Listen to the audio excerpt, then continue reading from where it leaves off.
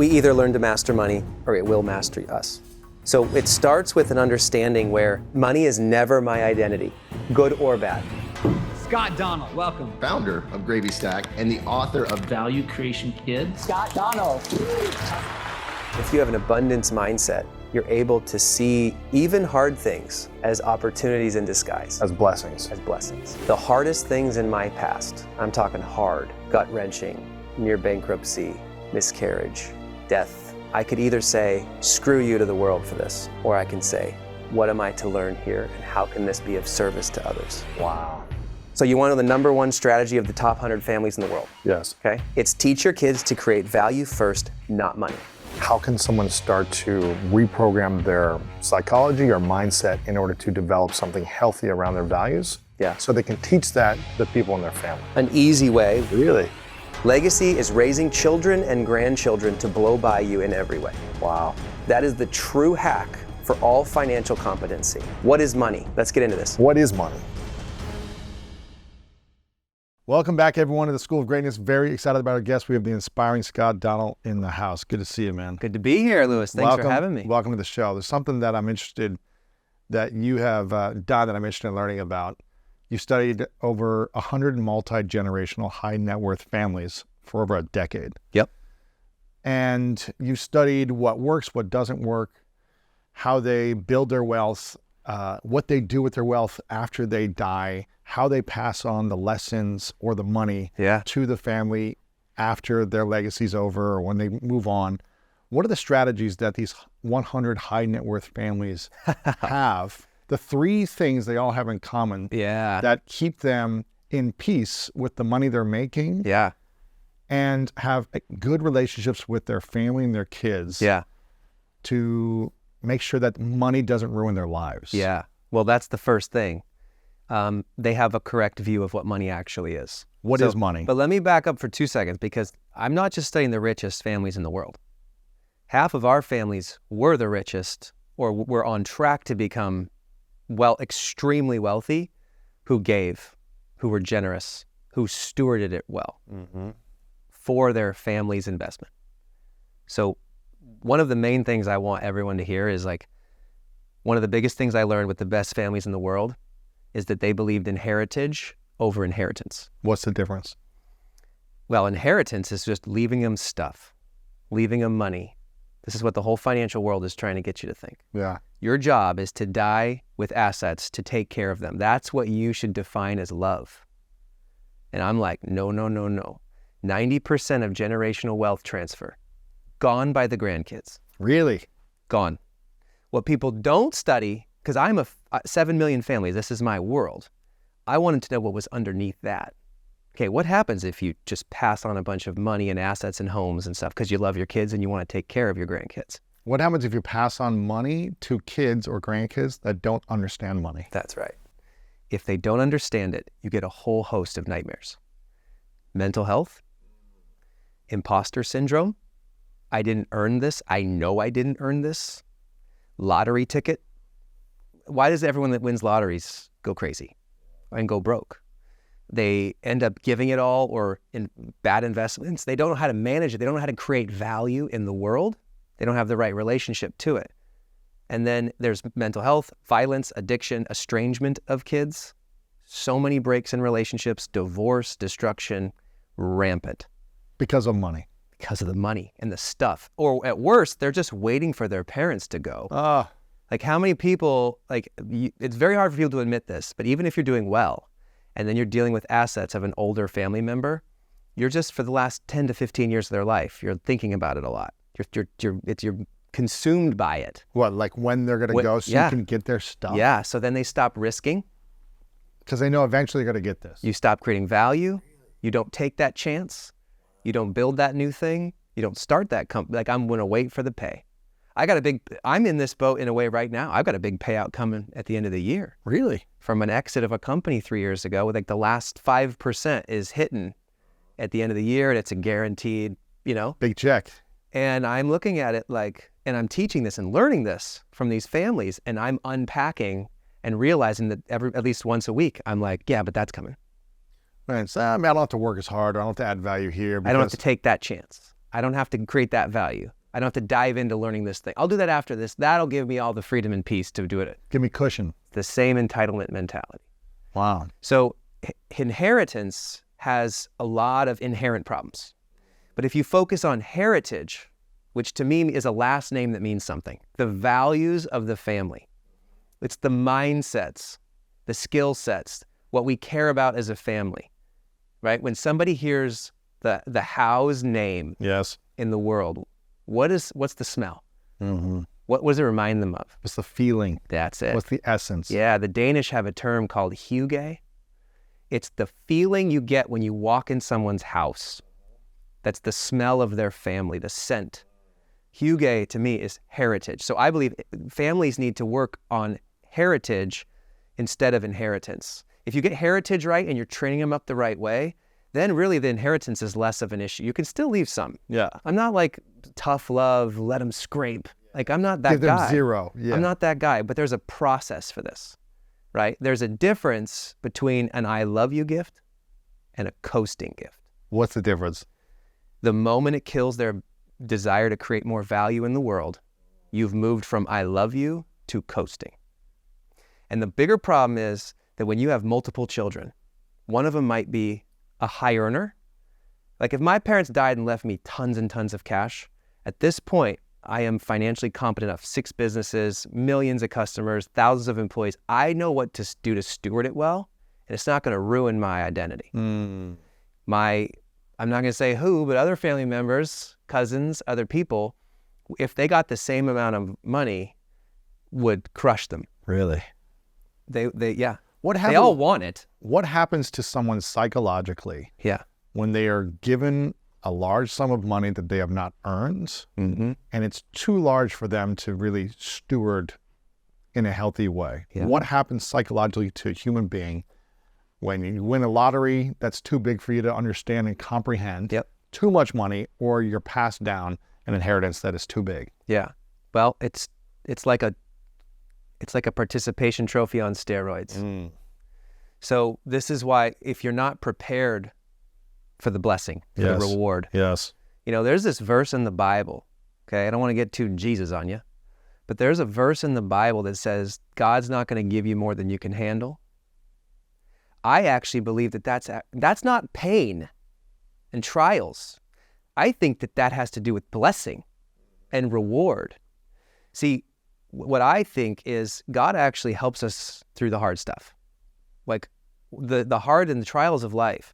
I call them healthy struggles. Okay, our book, Value Creation Kid, the healthy struggles your children need to succeed. That's the point.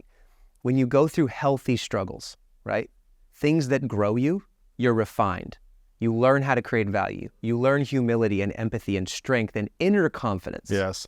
Not, hey, Lewis, you're pretty, you're smart, you're nice. No. Inner confidence. What does our friend Alex say? He's like, you don't get confident by chanting incantations in the mirror, but by having like an undeniable stack of like accomplishments to get there. Evidence and proof. Things you've overcome. So I actually think that has to do with like God's not going to give you more blessing than you can handle, more stuff, more opportunity. Because I think if people get there without the journey, without the value creation journey, ruins them. Like this is how you actually lose faith. This is how you think you can do it all your own. This is where you get imposter syndrome. This is where you get like fear, anxiety, or greed misplaced, right? All the bad stuff happens here. Entitlement, all that stuff. But yeah. if you've gone through that journey, you're refined, you're prepared. So how do we prepare for the blessings of more money then? I think it starts with training up our children. This is my world, man. Like true value creation for our kids is the game. So we have this thing called the home economy system. We could unpack how I got here if you want me to, but I think allowance is socialism. Okay. I know that comment right there is going to get you thousands of pissed off people. But can I unpack that for a minute? Please. What's the... And even chores. Like if you just do allowance for chores, it doesn't work. And let me explain. Why is allowance for chores or automatic allowance every week a bad thing for kids? Because allowance is codependency, and it's tied in our studies to a lack of motivation and an aversion to work. If you teach children that they get the same amount of money every week just for existing, or doing the bare minimum, or putting in the time and effort, you got a problem. Interesting. You're going to raise value. It's not creating value. That's right. What is money? Let's get into this. What is money? Money is not good. It's not bad. That's what people think. Money's amazing. You should focus on it. Well, that's a keeping up with the Joneses identity trauma waiting to happen. If they say it's bad, that's a poverty mindset. The Bible does not say that money is bad. It says the love of money, the idol of money. Money is neither good or bad. Money is a tool that makes you more of what you already are. It is a store of value. A store of value. What does that mean? It's a store of value that's created. So when we teach kids and families at our dinner table program, we literally say, create value first. So you want to know the number one strategy of the top 100 families in the world? Yes. Okay. It's teach your kids to create value first, not money.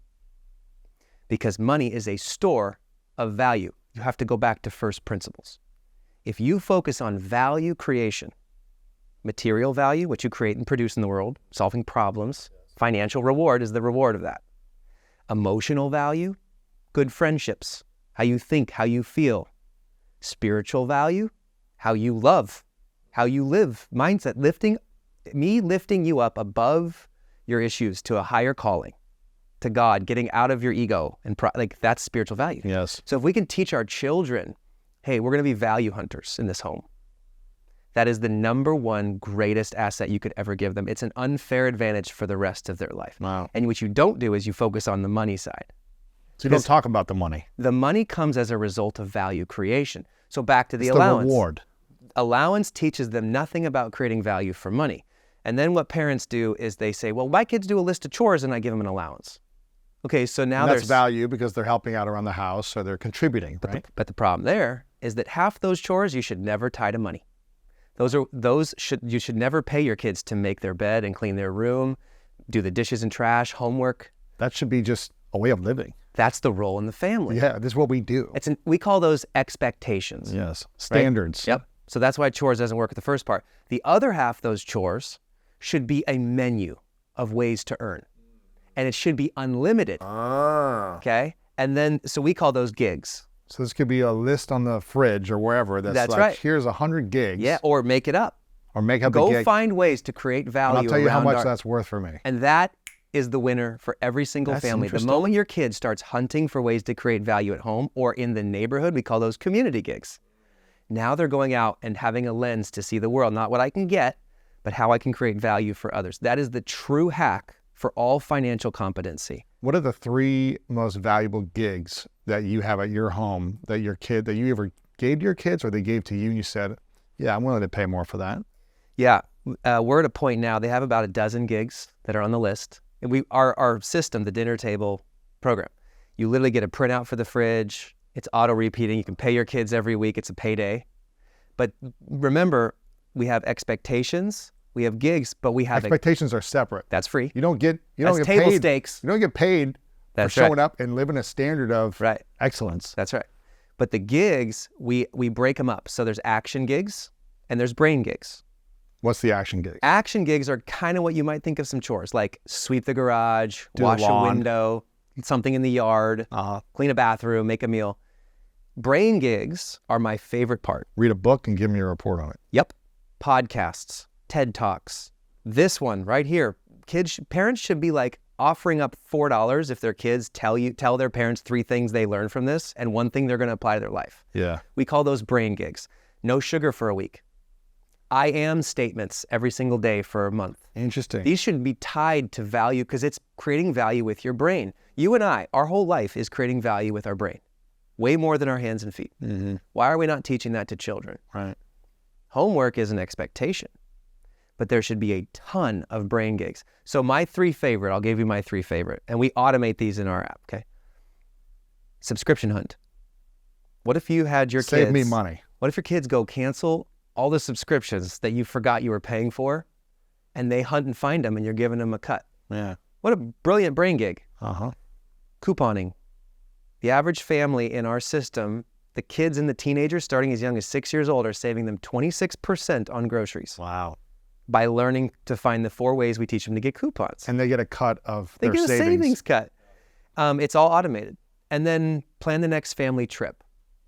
What if your 10-year-old planned the entire, my 7-year-old's doing it right now. What if they got 3 flights, 3 hotels, or VRBO, or Turo, Uber, rental car, and got the best deal? Where are we going to eat? What are we going to do? They will save you $1,000. I guarantee you they will save you $1,000, and they will love that trip. They will own that trip and remember it for the rest of their life, and then free you up so much time. Interesting. Yeah, see, our whole system, our job was, how do we teach financial competencies and money without the trauma and with a deeper relationship as an end result with the family? Right. Because what I just explained to you has no more conflict over chores. Kids never ask for money and stuff again. Because they know if I want money, I got to do one of these things. I know where to go. I have And power. it's unlimited. It's unlimited. See, and now here's the trick. The third E, we have expectations, extra pay, and then expenses. This is where every parent goes wrong. They think that the way to buy love, no, they don't even realize it's buying love, but it is. Buying gifts and giving them They stuff. pay for everything. Yeah. They think it's their way to love their kids. So they buy everything that we have a list. We're like, if you start passing off expenses, now you give your kids a motive, an intrinsic motivation to earn and create value for gigs. No more conflict. So these are like toys, starts with toys and games and trinkets. And if any sport they do, have them pay for something like the basketball or the cleats. Have them be in So they have charge skin of in the game. skin in the game. Social outings with friends.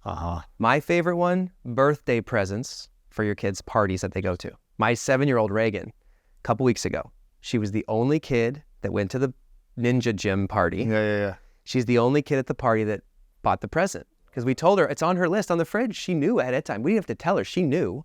She had to make the $12 after save and invest and share. She knew she had to get this present, so she planned ahead. She grabs the present. She puts it in the little bin with tissue and signs, Reagan. She's 7, dude. We go to the party. Every other kid just chucks it on the table. Their parents buy them. Anyone listening with kids, we've done this. Everyone does this. The kids do not learn generosity with any of that. They didn't even open the presents at the party. Wow. But halfway through the party, Reagan walks up to me, unprovoked, with the birthday boy, our friend Dawson. And she's like, can he open my present now? I want to see his face. I'm like, sure. So they sit down in the ninja gym and he opens her present and is on cloud 9. Big hug. Wow. She's beaming ear to ear. All the other parents, they're like, what just happened? I'm like, Reagan's learning generosity. She's going to be that 25-year-old that's like taking care of her friends, hospitable, service-oriented. They carry. That's generosity. You got to earn it first. Here's the whole point. Unless you earn as a kid, okay, this is why schools fail this. You can't homework money. We were talking about this before. Unless you earn it by creating value first, you'll never be able to learn how to save or invest or spend or share. But parents give their kids $10 to go put it to the giving thing, church or whatever. Yeah. They don't learn it that way. Kids give them an allowance and say, here's your debit card, whatever, Chase for kids or Green. Like, that doesn't work. They're just spending your money. It's not their money. They won't learn delayed gratification to save and invest if you're just giving them stuff. So this is why we start with value creation first, and then the home economy system. Like, once you implement this, and a lot of people try this, they know what I'm saying. They all agree. But they have to do whiteboards and checklists and Google spreadsheets and stuff that they erase and go grab a bunch of roll of quarters and ones and they do it for a month, and then they quit. Yeah. It's too much. It's too tiring. Right. So our system, like Dinner Table and our app, trains the parents on how to have this automated, auto-repeating gigs, print out every week for the fridge, one-click payments, like it's all set to teach the kids. So that's why we built it, is like, how do we make this super, super easy for families to do? That's great, man. You know, one of the things I think about is the trauma that money brings to families. You know, originally as a kid, you see your parents fighting over something. Yep. A lot of divorces are either caused or influenced around money, traumas, problems, arguments that just Biggest create fight. Resentment, frustration, lack of love, all these different things. So what is money trauma, and how can we start to heal from the money traumas we have? Yeah. So we did a study when we started all this, because we've been doing business fairs for a decade, the online helping of kids, 7 million families. We surveyed a ton of them like 4 years ago. What we found was that parents said we have no roadmap here. No one's ever taught us how to pass on the financial competencies. All we were told to do was like give them a allowance in 3 jars, maybe if we're smart, save, spend, share, get them a bank account when they hit puberty, try to save for their future, and maybe do a lemonade stand if we have time. Like that's all they're ever taught, which none of those really help unless you're going this way. The kids were the most profound of all of it. These kids said, we don't want to talk about money. It's the biggest fight in our home. And we're like, okay, so we did a follow-up survey. What do you mean? Tell us, what did they say? What were the questions? So this is what we heard. Parents go, we can't afford that. Do you have any idea how much that costs? Money doesn't grow on trees. Do you know how hard I worked to get you this? And you guys just blew it, or you took it for granted? You broke that. Do you know how much that was for me to buy for you? You hear? Yeah, the resentment, anger, frustration. They hear parents battling over bills. They hear it. Parents think they protect them, but they're not. They hear it. What does that cause in a child when they hear parents arguing over money and battling over bills? They see money as an absolute, like, firecracker for fights. It's immediate rejection of this idea of money. They have a negative connotation to it right away. And then when there is money involved, parents are buying the things for them. Like, every parent has this struggle. They think that, oh yeah, I just want to take care of them. Like, let's go out, let's go on the trip. I want to buy this for you. I want to give them what I didn't have. That's right. I want to give them all the things I never had growing up. I want to give them all the opportunities I never had. I don't want them to have to deal with the crap I dealt with. That's what parents say. And it's out of love. The intention is good, but it's the fastest way to entitle them. Wow. See, we have an epidemic of entitlement, and parents don't realize it because it's coming from a place of love. So what we're trying to get parents to do is be like really clear on how do you teach what money is, start with value creation, and have open conversations. Like, we have 200 dinner table questions for families in our free community. It's like the dinner table, whatever, we'll give you the links. But you go through this with your kids in an open way. If you're investing, why are you not teaching your children, even as young as 6 years old, what the investment was, what the return is, how it's going to help create value for people, and why you're excited about it? Right. Everyone doesn't do that. When you're giving as a parent, if you're donating to something, why are you not bringing your kids into the conversation? Ask them if they think there's a better idea, or who else they might want to give to, or tell them what the service does, or the value that it creates in the gift. You bring your kids along with you. I bring my kids on most trips. Yes. Like, they're young still, but I want them like learning from other people. Here's a powerful one. Families that have parents traveling. Like, if dad travels a lot or mom travels for work, that wreaks havoc because you never know until it's too late when there's lashing out and things happen. Here's a brilliant hack. So what you do is you sit your kids down before you leave. You say, hey guys, daddy or mommy, daddy's going to be going on this trip. Here's what I'm going to do. I'm representing our family to help these people. And here's exactly how I'm going to be serving them. And I want you guys to be like checking in. I want to talk to you like tomorrow afternoon after, like, when I'm doing this. Can we check in? And like, I want you to ask me these questions to see how it went, or pray for me during it, right? Like, and when I get back, we're going to like unpack, and I'm going to tell you how many people we got to help and what we taught them. And then we're going to do these really fun things together because I want to celebrate the trip. That conversation makes your children know that you're doing something as a team. If you don't do that, your kids think that you're going off to do something more important than they are. Wow. Especially to go make money, which ties it right back in.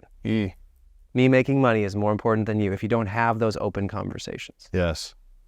And so how does someone, if they've never thought about creating heritage or family values or values around money, how can someone start to reprogram their psychology or mindset in order to develop something healthy around their values? So they can teach that to the people in their family. So an easy way, every month we unpack a workshop with tons of families at dinner table. So we bring in crazy amounts of families and we teach them our core 6 strategies of legacy. And one of them is the heritage over inheritance, okay? And it's what we've learned from the best in the world. And by the way, some of these families, you'll never meet. You'll never know. Some of these families are the billionaires that people have heard about. And I'm not talking about Rothschilds and Trumps. They have crazy in their family, right? I'm talking about families that just unbelievable in the value they create together, incredible in their heritage, absolute depth of relationship. See, here's my definition of legacy, by the way. Legacy is raising children and grandchildren to blow by you in every way. Wow. See, most people hear the word legacy and they go, oh, I don't want to be Rothschilds and Vanderbilts. Screw that. And I'm like, that's not what we're talking about. Or they go, you're too late, Scott. I am disqualified. My kids have these problems. I hate my in-laws. Wow. I'm divorced. I have business problems. And I'm like, well, time out. I've never met a family in the world that doesn't have crazy in it. Every family has crazy in it. What I'm talking about is a recipe. If you just follow the strategies, then over time, you're going to be moving in the right direction. And everyone's going to have a legacy, whether you like it or not. The question is, what kind of legacy? Yes. So for us, we're like, look, it's never too late. If you have something crazy in your life, I believe that God uses setbacks in our lives to be setups to help create value for other people. Yes. So if that's true, then you can use it to have an incredible legacy. Just follow the recipe. So you have 6 strategies for legacy. Yeah. How does that work out? So it starts with the value creation setup. So we teach those 3 buckets: material value, emotional value, and spiritual value. That's the first step. Step 2 is the home economy that I just walked you through. Expectations, expenses, and extra pay gigs. But however, there's like 300 of those. There's gigs for adult children. So I know you have listeners that have adult children, college in their 20s, and they're like, yeah, the biggest question I get is, where were you 20 years ago? And I'm like, no, time out. These things can start now. Yeah. So we have that whole home economy for adult children too. Then we go into heritage over inheritance. We go through your family values. What makes your DNA? And here's my tip for that. Children, like most people think that, oh yeah, we need a mission statement as a family. That's what everyone thinks. I'm like, nope. Kids don't think in terms of that. Kids think in story. You need to be telling value-based stories of your family heritage. We tell our children how our family came across the Oregon Trail. Wow. We have the journal of Camilla Donnell from like 5 generations ago. She was the medic, 19 years old, like crazy stories. We tell these to our kids. We go all the way back to the MacDonald clan in Scotland. We were pilgrims. Like my grandpa was in the Korean War and saved 1,000 orphans on cargo planes to come back to the U.S. Wow. My dad's dad invented the rope tow for skiing. Like unbelievable. Like my dad's dad and my dad built $1 billion bank.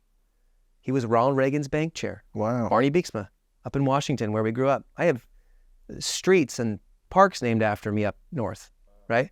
My kids know these stories. But did they give me the money? No. I'm so thankful for that. Your parents or grandparents didn't give you the money? They helped with some college. Sure. They helped with some car. And there was like a little I love you gifts when we got married. And I love you gift is good. So that's what, like a moment in time where you guys, it's like supporting you in the launch of something, but not enabling you forever. Yeah. I don't think helping with the home is a bad thing unless that's like kills their value creation. Or it's almost like a reward, like, wow, you've done so well over the last 5 to 7 years. Like you've really not only lived up to the standards of like doing your best in school, but also adding value in the world. You've been a generous human being. You've shown up in service and community. That's right. You went on trips and spent 6 months and did whatever. That's right. And so, gosh, you're getting married, you're about to have a home. Here's 10 grand, here's 50 grand, or whatever it is, how much money the person has, but $1,000. I mean, anything that you show you love them. Yeah. But there's a difference between I love you and coasting gifts, right? Like, and what's the difference between that? So the moment it crosses over to like, they're not gonna go through healthy struggles to grow, you're letting them coast. Gosh. That's it. If you kill the value creation drive, then you are robbing your children of the future they could have. But is it a lack of love if you rob them, but you say, I don't want them to struggle and go through pain. I don't want them to suffer, so I want to take care of them. Which one is more loving? See, healthy struggles are not the same as trauma.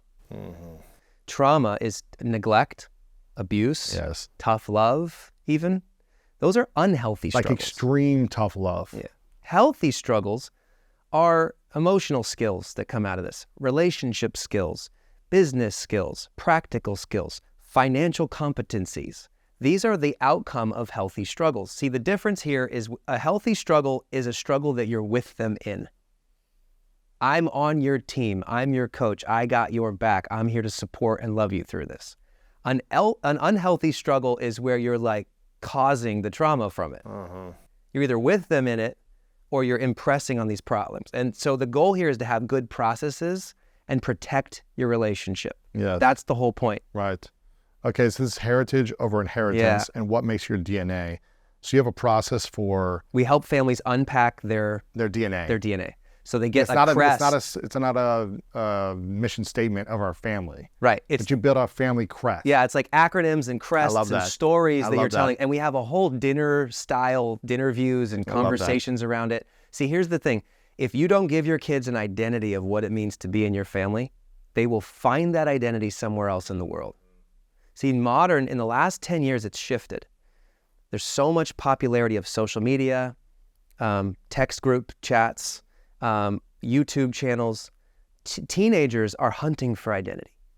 And either you give them the roots in your family, an identity, or they're gonna find it somewhere else. And it's probably not even their friends or a coach. It's gonna be online. That is a wild thought for today. But if you ask most children, well, first you go, what do you want to be when you grow up? Most of them say famous online. Right, YouTube or TikTok or whatever it is. So or they say something that their parents did because that's all they know. Yes. But the goal here is like we have to give kids roots and wings. You give them roots in your home, a strong identity of who they are, what it means to carry on your last name. And you tell that through stories, principle-based stories.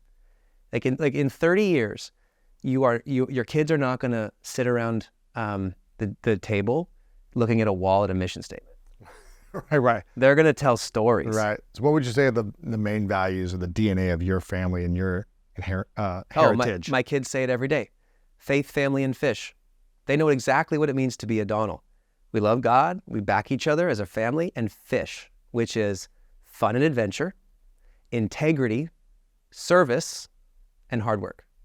Faith, family, fish.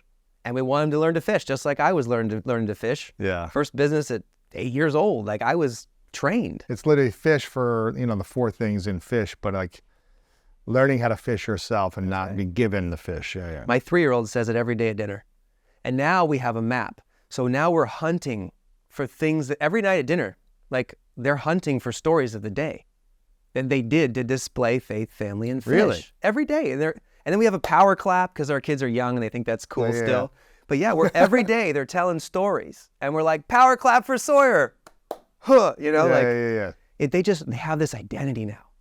Now, when they fish during the day and share what they fished for, I guess, do they get rewarded financially for contributing at the dinner table? Nope. That one's just like That's a celebrate. Standard. Okay, yeah. That's a standard. That's a celebration. Now the gigs is different, right? We will reward them for the gigs. Yes. If we're doing that home economy 3 E's. Wow. So on the fridge every day, like Reagan and Sawyer, our oldest two, they know what they can do to earn. And they have a list of the next 3 expenses that they're in charge of. So now they got the motive. See, they never ask us for money and stuff. Never. Not since 3 years old. Dad, Mom, I want to get this. Can you get this for me? Yeah. See, because that's a problem in homes. It's a big problem in homes. I want to buy these shoes. I want to buy this jacket. I need these sunglasses, whatever it is. It's a lose-lose in the home. Why? Because if your kids ask you, you say yes, you're slowly entitling and spoiling them. That's another Because trauma. at some point you have to cut it off so they can do it on their own. Yep.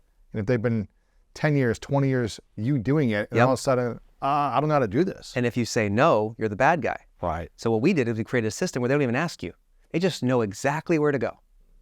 Okay? So what we're doing is protecting relationship in the home. So many parents are buying love, bribing their kids, or coercing them with money and stuff. Man. Especially in co-parenting. Oh, man. See, this is the biggest thing. Get more love. Who's got more love and affection? Bribery and coercion. Buy the love. Make it better than dad's house. Back, forth. And then the kids just breed entitlement everywhere unless you can get a co-parenting strategy with this home economy. That probably creates a lot of trauma. Yep. Massive trauma. People think that the trauma comes from the split. The trauma comes from all the other things that happened because of the split. The manipulation. Yeah. So that's step 3 in the strategy of legacy. What's number 4? Breakthroughs. We call them relationship breakthroughs. I don't have time with you to unpack it because this is a several hour thing. But let me ask you about this idea. You're engaged now, right? Yes. Congratulations. Thank you. Soon to be married. What if you were loving your fiance in a 10 state for you that's only a 1 state for her? Loving her, what I think is a 10, but for her, she's receiving it as a 1. Yeah. Is that what you mean? Like my wife and I, this happens all What the would time. it be like? She gets be good. She gets 1/10 of the love you're trying to give her. Man, that'd be tough. My wife's love languages are acts of service, words of encouragement. Me, I'm a dog. Time and touch. Yeah, So for years we had issues. man. And I'm like, I just want to like hug her and kiss her and sit on the couch and pet my head like She's a dog. like, go do this for me. Yeah. She's like, go do the trash. Go take Yeah. care of the kids. And it wasn't until we unpacked these languages, but Lily wrote down, when you do these 5 things for me, I feel a 10. You literally should rank this with your partner. Yes, yeah, we did this early on. Yeah. It was a game changer. But then you do it with your children. Yeah, How many kids and parents, you're trying to love them in your way yeah. and parent them, but they're getting it as a 1 and you don't realize that. They're not receiving it. They're not receiving the love. So you're like, I just want to hug you at the end of the day or spend time together. And they're like, I want to go play ball. I want you to speak words of encouragement over me. I want a surprise, fun thing together. It's a gifting mentality. So we unpack those with both the parents and then with their children because it saves so much of the relationship. So much pain. Saves so much of the trauma and the pain. What's number 5? Number 5 is something we call pay to a point. Pay to a point. Yeah. These are the questions that no estate planner or lawyer will ever ask you, but we ask them all because we've worked with 7 million families. We know, like, it starts with this. Do you believe that you own everything? Or do you believe that it was given to you and you're a steward of it? For me, I believe I'm a steward. Yeah. See, At some point, I'm not going to own it when I'm gone. Yeah. Someone else, it's going to be out in the world Yeah. for someone else to grab. we ask the question of, do you see money this way, mine, or do you see money this way, Yeah. right? Are you an abundance mindset or a scarcity mindset, Mm-hmm. right? I think that God, people can call it whatever they want, but I believe God does this. He gives to you the amount that flows through you, okay? He's preparing us. And generosity, I think, is the number 1 money skill. Earn, save, spend, share, invest, protect, borrow. Share wins the game. A generous kid has an open hand of the world. The pie will get bigger. Tomorrow will be better than today. Yes. Abundance mindset. Do you think the deals come to that person? The job comes, the friends? That's a giving person. Yes. I think that leads to everything else. What do you think is the energy behind scarcity mindset versus abundance mindset? And how does someone shift Yeah. from one to the other? So I was in the Uber car on the way over here, and my Uber driver overheard me coaching a family. Oh. And we were just on like a quick Zoom coaching, and I got off and he's like, man, this is like the craziest thing. I can't believe you're saying this to me. I have all these problems with my kids. Like one of them's estranged. Like we don't talk, like we have all these problems. I can't believe they're not helping me. They're doing things I don't like. They're hurting. They hurt me.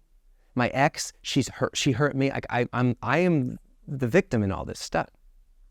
And I was like, man, I am so sorry. This sucks. But I was like, can I just give you a thought? Like, what if you used these things that happened and turned them into incredible opportunity to create value for other people? No one had ever said the words value creation to him before. He said, what if what you've gone through can be an incredible opportunity to help others and grow? And he went, what? Never even thought about it. So we just start moving. If you go into value creation, how can I create material value, emotional value, and spiritual value for others? You're an abundant mindset. That's when you step into abundance. That's when you tap into abundance. When you think of how do I create value? Yep. Not how do I be the victim? That's right. Victimhood, entitlement, spoiling, even anxiety and anxiousness and self-doubt, right? Laziness. Those are all scarcity mindsets, okay? And scarcity mindset's very dangerous. What does someone get when they have a scarcity mindset? They think that tomorrow will be worse. There's not enough to go around. I need my cut. You owe me. Mom and Dad, I deserve. This is an entitled kid turned into a grown-up. Nothing's worse than a lazy victim kid that becomes a grown-up. Because when they fail, which everyone has failures, but when they fail, they blame others. It's mom and dad's fault. Yeah. It's the government's fault. It's my employer's fault. It's the president. It's this. It's whatever. Yeah. That's it. That's a scarcity mindset. And when someone has that energy of scarcity within them, it lives in them physically, emotionally, spiritually, mentally. What are they saying to the world? Whew. Like, what does that energy say? I think it says and can people feel that energy? Yeah. It says, you owe me and you've hurt me, and I don't need to do anything to you but be frustrated. Wow. But if you have an abundance mindset, you're able to see even hard things as opportunities in disguise. As blessings. As blessings. Yeah. The hardest things in my past, I'm talking hard, like on the floor, gut-wrenching, near bankruptcy, miscarriage, death, health issues, pain. I could either say, screw you to the world for this, or I can say, what am I to learn here, and how can this be of service to others? And you know what? This is hard, but thank God for this. Wow. Over the orchestration of my life, I never saw before, right? Like, if you can train your mind in abundance that way, you are telling the world, hey, we all go through tough stuff, but we can either use that to build diamonds, or like just burn coal, yes. Right? Like, whatever you want. Right. But I would rather go the diamond route, and I want my kids to go that route because that's legacy to me. Yes. I want my kids to blow by me in their mindsets, in their skill sets, in their financial competency, in their generosity, in their impact in the world, their values. That's my desire. That's my deathbed desire, man. No one has ever talked about work on their deathbed. It's always family. So if family is my number one investment, then I'm going to do the coaching, do the learning, figure this out now while they're with me so that they can be abundant. Why do so many people say that their family is everything, but they don't back it with their time, their calendar, their words, their love and affection? Identity. I think work, actually, here's why. Because raising children is like planting a seed, and hitting a bonus is immediate. So when you raise kids, it's a thankless job. For decades. For decades, and you have no idea how you did. There's no instant gratification with parenting. Man. Here's what I think. Parenting... Unless you give your child something, a gift, and they love you and hug you in a moment or something, yeah. But the long term, it's like, we'll see how it happens. Yeah. You put the recipe in, like, let's see what happens, right? But I think parenting is really hard, but for all the right reasons, right? Like, you have to get 8 hours of sleep. That's hard. Working out, hard. Eating the right stuff, hard. Parenting is hard, but in all the good ways that you always have wanted to become in the first place. What better way to learn selflessness? What better way to learn sacrifice? What better way to find true inner deep joy and satisfaction? That all comes from being an amazing parent. You can get it in other places too, but it comes from being an amazing parent and raising humans that start out completely scarcity, completely selfish, completely entitled, and our job is to mold them into productive adults, not future children. Wow. Yeah. But you don't get that instant gratification is what you're saying. You don't. And it's thankless. It's thankless for so long. But that's why I love adults parents of adult children that have grown as amazing adults. Because you ever there's two types of older people. People that are bitter towards the world. The old guy on the corner of the street that's cussing at you just and says whatever he thinks, hitting you with a stick, mad at the government and whatever the Democrats are doing. But then there's the old sweet person. Like the old lady or the old guy who's just so kind, so loving, so generous, so helpful. Like, what turns people into that? Is it a life of bitterness and victimhood and entitlement? Probably for that old man, the angry one. Or a life of refinement and growth and value creation. Yes. Turns that into a sweet old person. I want the sweet old man. That's my goal. Sure. So when parents are when their kids are growing up, that's just a sweet, sweet thing. Yes. I saw someone, a friend of mine, Noah Kagan, did an interview with, I can't remember, some billionaire, some super successful billionaire. He was an older gentleman, probably in his 70s, maybe 80. And he asked him, like, what's his definition of success at this season of his life? And he said, my adult children wanting to spend time with me because they actually enjoy spending time with me. Not because I have money, not because I'm successful, not because I give them anything, because they just want to hang out with me. That's right. And I was like, that's probably what every, elderly individual of adult that's what kids they all say. Want. That's right. Their kids to come over to their house on the weekends and hang out. Yeah. If you want to have an incredible legacy, you should spend half as much money on your children and twice as much time. See, kids do not know the difference between quality time and quantity time. There's no difference. It's not up to you to decide.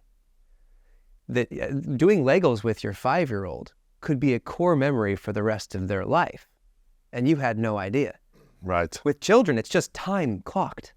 But how do you, Scott, managing all these businesses have all this? You're traveling constantly. You've got coaching tons of people. You're always on the go. How do you find the time, quality or quantity, to invest in your family and your kids? Yeah, so it starts with our structure, okay? So I've put people around me in my life who agree first. It starts with inner circle. So we have a structure in our world where the 5 closest families around us and our children have the same values of investing in our families together. Your friend families. Our closest families.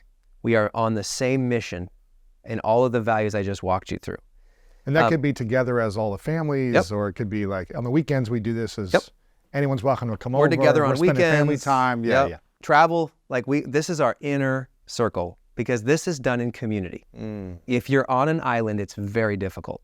So parenting, I believe, should be done in community. Which is why we do coaching with families all the time at dinner table. So you have to unpack this with other families. You have to have families that align with your values. See, here's the teenager hack. You ready? You need coaches and trusted other adults in your teenager's life that can reinforce the things you care about most. You have to have that. They may not always listen to you. They won't after a while. There's a chunk of time. But if there's 5 other, coaches or teachers or mentors that say the same things, they might resonate with them and say, okay, maybe Dad was right all along. You probably have 100,000 teenagers that have listened to you that go to their parents and go, you guys, I just learned this awesome thing from Lewis. They're like, I've been saying this my whole life to you. Yeah. But you want to say that to your kids. Yeah. You want your kids coming to you with revealed knowledge that you've been trying to teach them for 10 years. It doesn't matter who gave them the light bulb. Yeah. You celebrate it. It's a thankless job, I guess, That's right? it. You teach it, but someone else gets the credit. So it starts with your inner circle. We are clear on that piece. And then it goes into structure. And so with structure, my wife and I, every year, we block out stuff first for our family. Like the whole calendar year? The whole year. Trips, dates, family stuff, like what we're doing with our kids, big event, that goes first. Then we can fill in work and other things after. You have to do that. Every Sunday night, we're going over the week, we're just blocking out date night. We're blocking out when the kids' events are. Work fills in that gap. Right? That is the best way to focus your time and effort. So schedule family stuff first, then fill in the gaps with work or other things. That's exactly right. Structure, inner circle. Is there another element to this? Going through our 6 strategies. So pay to a point was 5. That's right. Yep. And then, but the last part of pay to point is how do you do first phone? What do you pay for? How do I do car? How do we do college? Are we doing college? Do we care about college? Is it an indoctrination station or is it good? What about the 25, 35-year-old I love you versus coasting? What do we want to die with? What is our number that we're okay with? How much do we want to give? These are questions that nobody asks their children or themselves. And what our thing is, we need to be open about these conversations. We have to have a roadmap. Because if you don't have a roadmap for this, you're reactive. See, there's all these other parenting, and you've had other amazing parent people here, but there's about 1,000 different parenting strategies out there. Free range, gentle, whatever, helicopter, laissez-faire. There's a million of them. I look at it with one lens. You're either parenting proactively or you're parenting reactively. Most parents are just trying to get through it, get them fed, keep them safe, get them to bed, get them to school. They're being reactive when all these things come up. And that's what causes a lot of these problems. If you can just be a little bit proactive, these are little nudges. Nothing I've told you today is hard, crazy. These are little nudges in the right direction, and then just unpack them with someone and take your first step. See, that's proactive parenting. That's all that matters. Yeah. And you don't have to have it all figured out in a weekend or something. This is going to take time to develop and That's right. navigate and adjust over time. Long-term communities. Yeah. Yep. So the sixth strategy for legacy, what's the sixth one? Inner circle. That's inner circle. And dinner views. Dinner views. Yeah, interview dinners. It's part of that hack. What we love to do is our entire upstairs in our home is wide open for guests and friends and family and board members and investors and those people we love. That thing is full 2/3 of the year. Our kids have a constant cycle of like great people in our lives that come to dinner. And our kids research them and find questions and ask them questions. Interesting. Tell me about this. Okay, you married to this. How'd you guys get married? How'd you do that business? Tell us about your biggest mistake. What's your biggest fear? How old are your kids? Like our little kids ask good questions. So it's kind of like lunch and learn of a business, but for your family. But for your family. For dinner.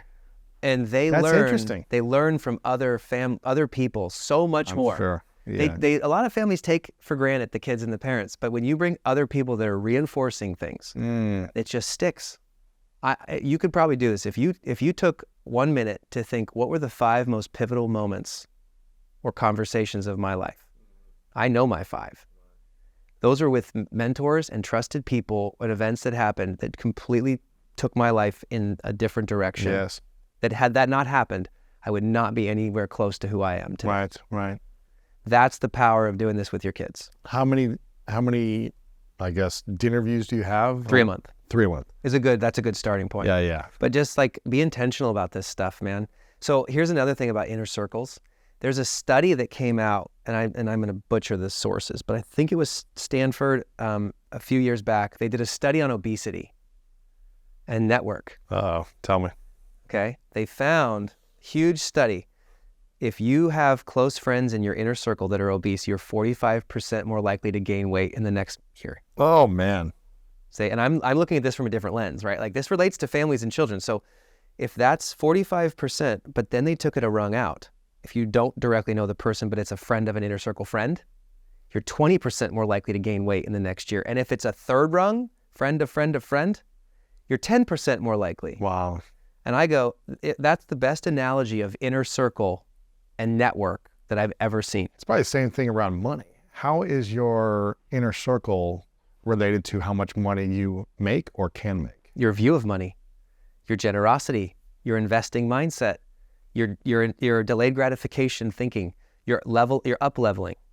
I've up leveled. I'm not just throwing away friends, but I'm saying I've up leveled my networks 20 times in my life already. Wow.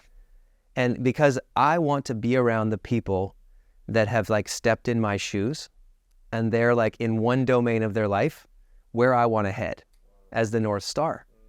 And I think that the trick here that a lot of people don't realize is mentors become friends as you grow in what they teach you. Yeah, as you learn and get to a level.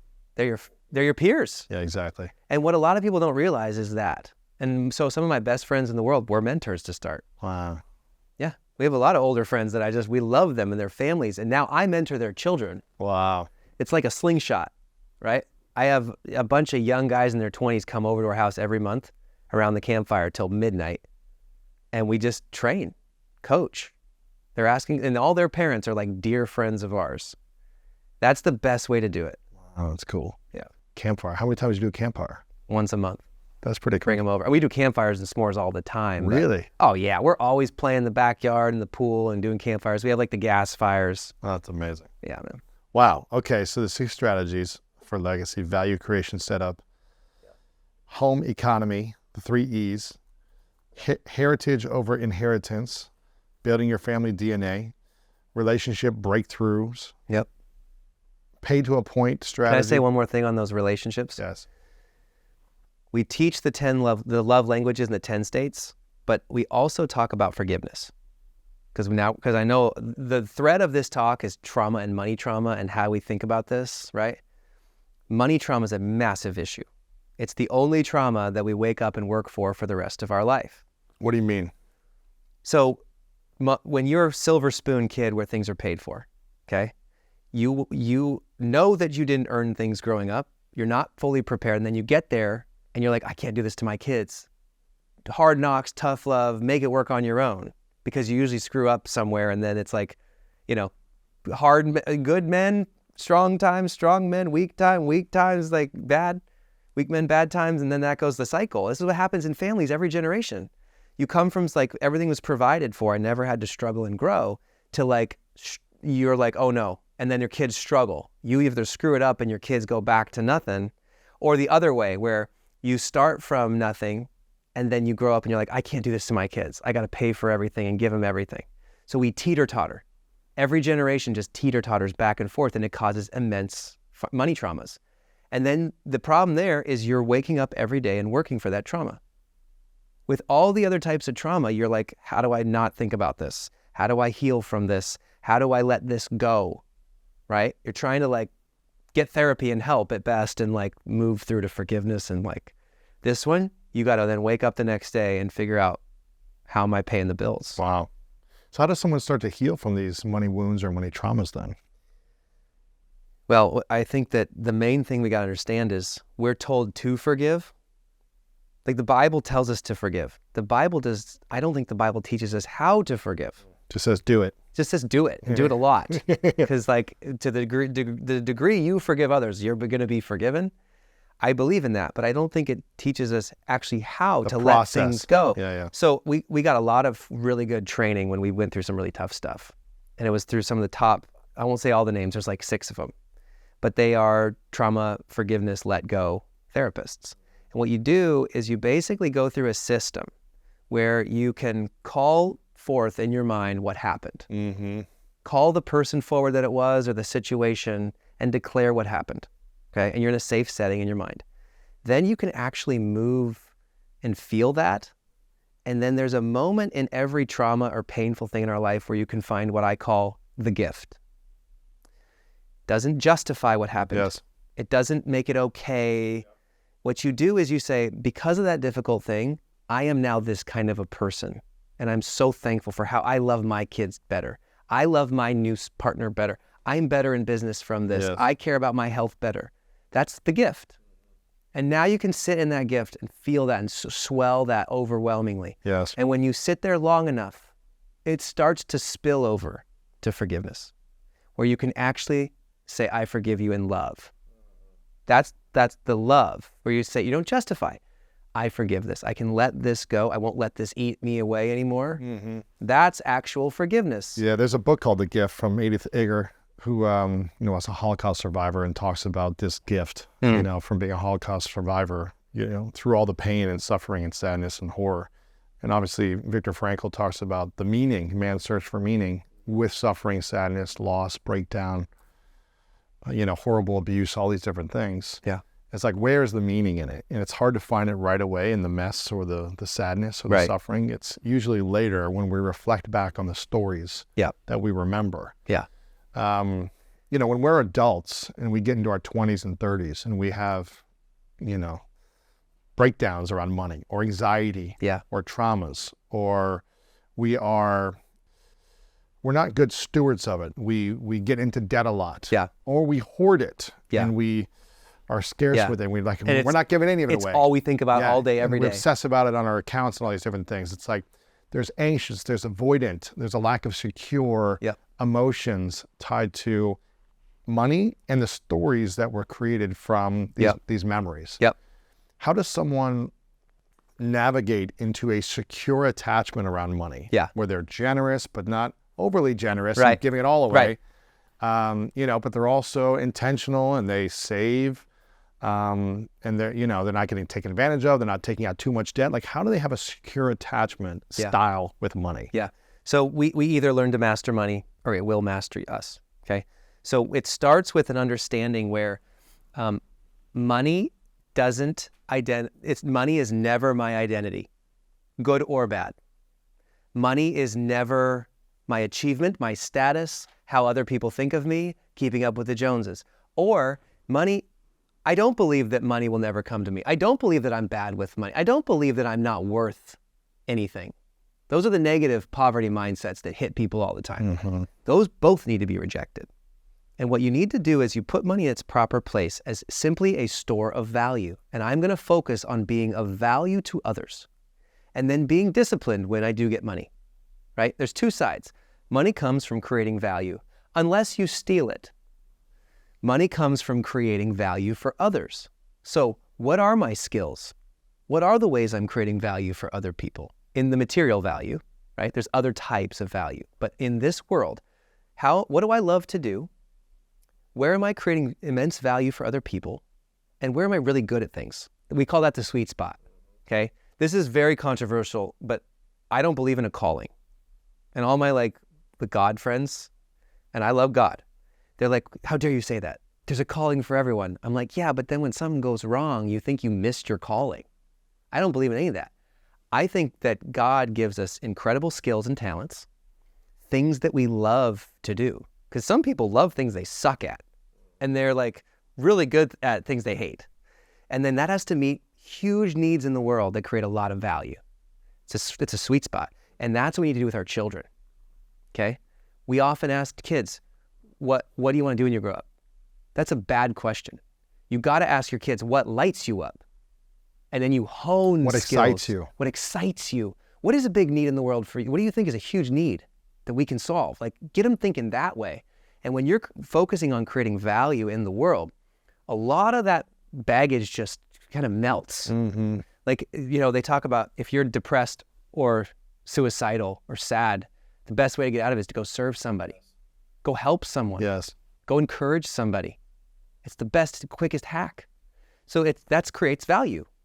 And so the point here with a 35-year-old that's spinning and they're in their midlife crisis and they're struggling, it's go back to basics and realize that money is just a store of value, and that I want to hone my skills to do what I love, what I'm good at, and what meets massive needs in the world. How does someone, when they understand money is a store of value and they realize they don't have any of it, how do they not say, well, that means I don't have any value because I haven't learned how to make money or manage it properly. Yeah. So I am worthless.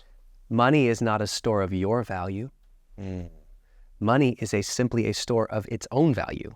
That's why you have to remove the identity structure. You, Lewis, are invaluable. As a human, you are invaluable. That's the first step. Right. I'm valuable just by being a person. Yes. But the value that I can create for others, the problems I can solve, the wants and needs I can meet, the empathy and service and ways to hunt for helping. Yes. One of the rewards is financial. So money is a store of creating that kind of value. So one better question to ask yourself is, instead of saying, why am I so worthless, is to say, how might I create more value? See, there's a story. You know who Sharon Lecter is? No. She's the kind of the godmother of financial literacy. Rich Dad, Poor Dad. Yeah. The Cash Flow Game. She has 14 international bestsellers. Wow. She's helped the last 6 presidents. She's 80 years old. She's unbelievable. Wow. She kind of passed the baton when we did our book, Value Creation Kid. She said, Scott, when I was a teenager and when I was a kid, my dad asked me one question that changed my whole life. You want to know what it was? Sure. He said every night before bed, he'd ask me this question. Who did you add value to today? Mm-hmm. One question. Over and over and over. And she said, over time, I started to see a lens. The whole world was a lens. Oh, I can create value for this person right now. Oh, I can encourage this person right now. Oh my gosh, the teacher needs me to do this. My sibling, I can add value to my parents. Oh, this is a business opportunity. Oh, my neighbors need help here. Oh, I could charge for this. This is incredible. Hunting for value everywhere she went. And it's one of the greatest unlocks that we teach parents. That's beautiful. I love that. Most people just, have their kids say a prayer at night or just we do put that to too. Bed. But it's also ask this question, how did you add value today? It's an incredible question. That's powerful. And it's an unlimited question.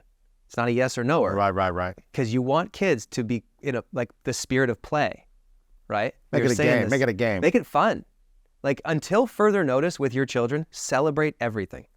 You should make things fun. The spirit of play trumps the spirit of coercion and power every single time.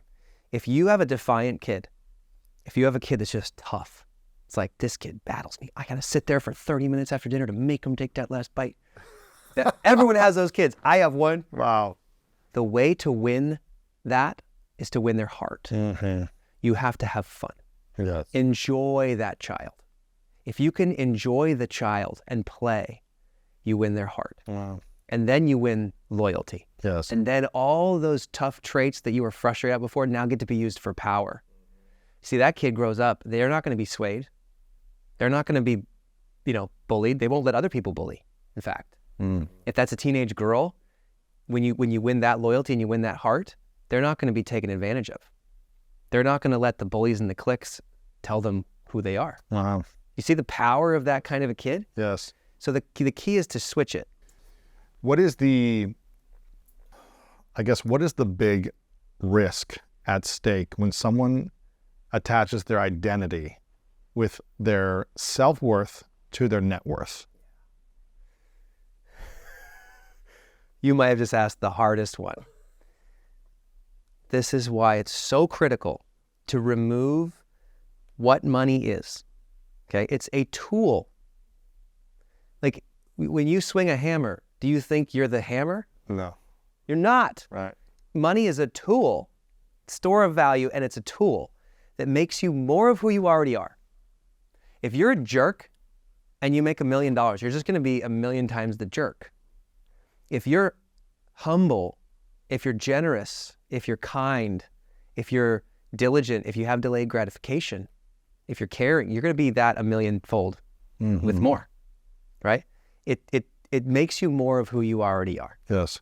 So we have to actually remove money from self-worth. How do you do that? When the by the world way, is you gotta tied think, around money. This is about certain types of value, okay? I know teachers who make 40 grand a year that are absolute saints. They're not making money as value. That's one type of value. They're making immense emotional and spiritual values all the time. Their bank account and that is overflowing. Yes. Okay? I know friends that have crazy businesses that I don't like what they do for their business that are making $100 million. Yes. They make zero emotional and spiritual value in the world. They're actually negative in those. Right. They're drawing, they're sucking that value out of the world. So just because somebody has a bunch of money, don't misplace a blessed life with money. I am the richest guy I know because of my relationship with my wife, my faith in God, my 4 beautiful children, the incredible friends we have around us, our businesses that get to serve millions of people and kids and families. I am the richest guy I know.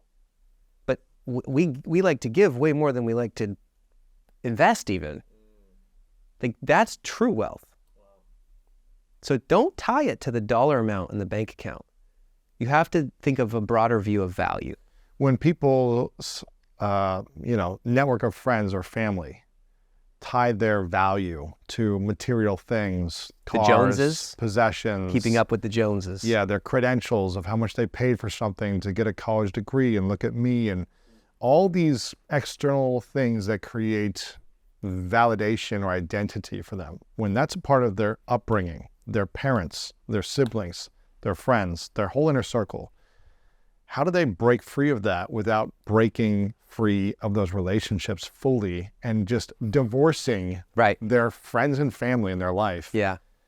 When everyone else puts so much value and identity on net worth and material things versus the self-worth of intrinsic qualities, generosity, humility, character traits, love, thoughtfulness, integrity, connection, listening, all these things, how do they break free without breaking up? Breaking up, yes. Break free without breaking up. Yes. Yeah, there's family that you have. You're born with them. There's family you choose. Yes.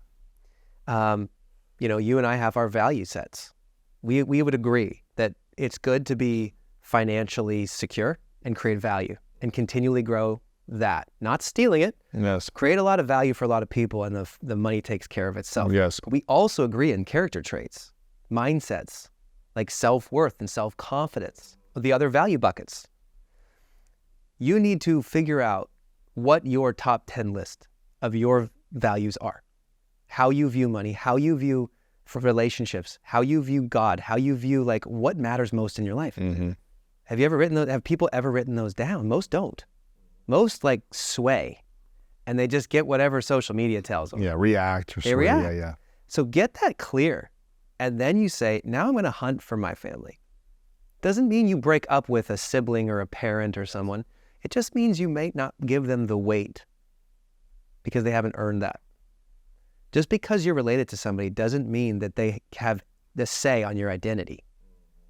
They can still be related to you, but you could put them in another level of weight in the value that you take from them Right. and what they say. Yeah. That's okay. When we do this inner circle thing with kids, and here's a good way to see it. When you have children, I was talking to my buddy Brandon Turner. If you have children that have somebody in their life that's a negative person, like you think that they might get them bad material in their life or say terrible things, or they'll see negative content, or they'll hurt them, like I will uproot my family to get away from that kid. I will do anything so that kid has no say in my kid's identity in their life. Them, yeah. Oh yeah. I'm going straight to mom and dad. I'm like, you're never I will do what it takes, like Papa Bear style. Holy cow. You have to protect that. But we don't do that with ourselves. We let our cousins say weird crap. We let our in-laws say things. We let our siblings say things. We hear stuff from an uncle or a parent that's just vitriol. Why do you take that? You can still love somebody and not be completely shifted by every word that comes out of their mouth. Yeah, or and create if a that is boundary, the case, yeah. What's the trauma that you're trying to get like daddy issues and getting their love back? You know, how many entrepreneurs do we know have just bad dad issues because their dad never told them they loved them? For sure, yeah. And they were driven to succeed and prove them wrong or That's whatever, right. yeah. Do you love me now? Yeah. Right, well, that's crazy, man. On a grand scale. That's crazy, man. Did you ever struggle with money issues growing up or as an adult? Did you ever have traumas yourself, or were your parents and grandparents just perfect at giving you this whole formula of values and family crest and DNA and not giving you too much, but empowering you and gifting you at the right times? Like, did you just have it so easy? No, never easy, but good. Uh-huh. And I think that's how it should be. Never easy, but good. I would say out of all the things that we've been studying now with the best families in the world, I just want to honor my family. Like, they did great. Mm. They probably did like 2/3 of them pretty good. We have a long ways to go. And there's crazy. There's always crazy. In every family I've ever met, someone has crazy, but the recipe book is pretty good. Like, but I will say, like, money was not given. Like, they didn't just give us everything. They had plenty, right? They had a lot. Your grandparents had a lot. Yeah, my dad and my grandpa sold a bank for like $1 billion. They put almost all of it in a charitable trust. Really? To help other families around the world and not give it to me. Thank God.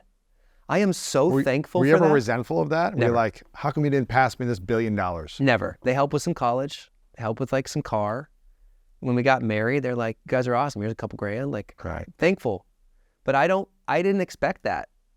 I wasn't entitled. Why didn't you expect the money from your grandparents or your parents to be passed down? Because they said, we don't own this. We're stewards of this. Wow. And if we give it to you, you're going to be ruined. You're going to waste it. You're going to waste it. You're going to waste the gift that we're stewarding.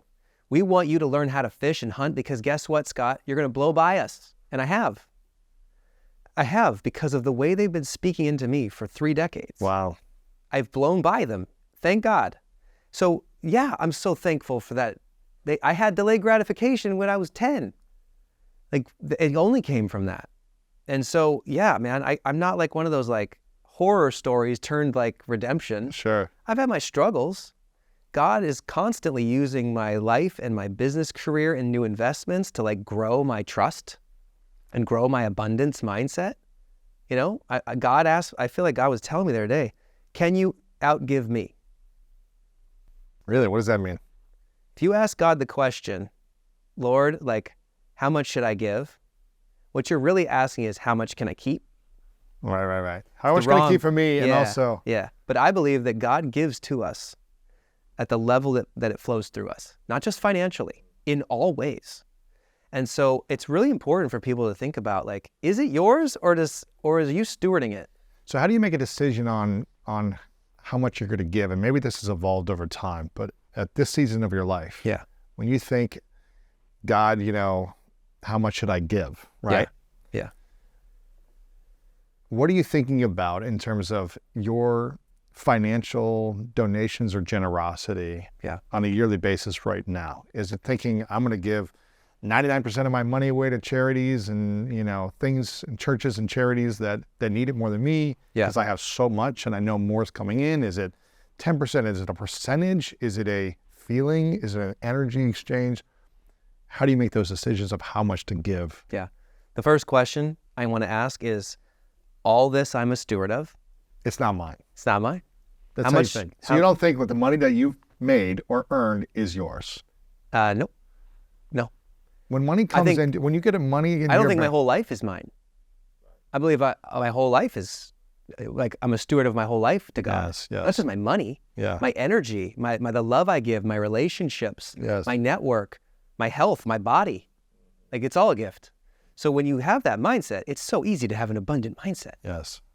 When money comes in and you get a dollar or millions that come in with a check handed to you in a bank account, what is your reaction to seeing money come in? And what is your reaction when money flows out of your account or your hand?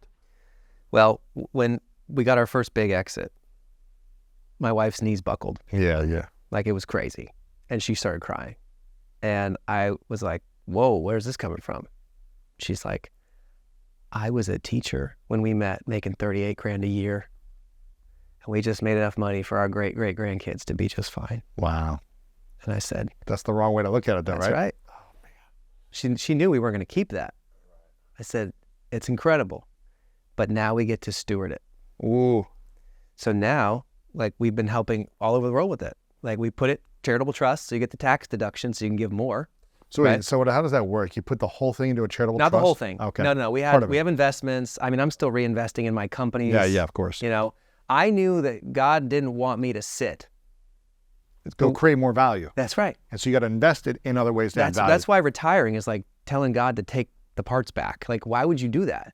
You want to keep creating value. What you should do is retire from the things you hate doing, that don't add value to the world, that make you miserable. You shouldn't have been doing that in the first place. Right. So when I say create value, this is a lifelong journey. And so I knew that when we made that exit, that was just first base. That was step one. Wow. And so He's called most of it back. Really? Yeah, giving, investing, starting our new company. I mean, we're 8 figures into investing in this new company to help families and children, dinnertable.com. Right. We want to help 50 million families learn legacy and learn financial competency and be free of this. Like, that's our mission, and it is way bigger than our first exit. Like, this is crazy. I have friends who are like, you're crazy. I'm like, no, I'm just living out what I was called to do. You're committed. Yeah. Yeah, you're not crazy, you're committed to a bigger vision. So you have. So there's percentages. Like, yeah. We'll do 10%. We'll do. There's like tithes, and then there's offerings above that. But sometimes we're just like, you know what? This person has need. This organization has need. One of my close friends is Tim Tebow. Yeah. They had a need. Yeah, of course. And I'm on speed dial with this man. Like, what do you need? Because he and I are fighting this trafficking world hard. So I'm like, tell me what you need. And there's other organizations like that. Friends that are like helping in nonprofits and like YMCAs and Young Life. Sure. What, like, our job, if we're creating immense value that has financial reward, our job is to like take care of those others that are huge in the emotional and spiritual buckets. Yes. Wow. How do you think about wants and needs with family members asking for money? When you're like, well, Scott, you got all this money, you've got this abundance of money, it's flowing into you.